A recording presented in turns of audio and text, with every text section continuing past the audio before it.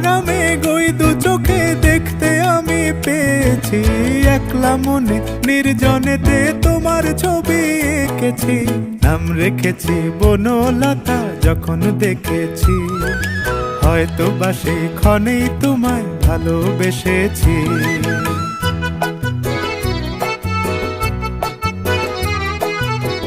বনলতা কও কথা, হয়ো না গো কুণ্ঠিতা।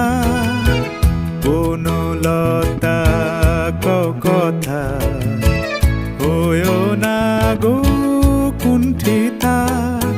একটি কথাই শুনবো বলে তাই তো কাছে এসেছি।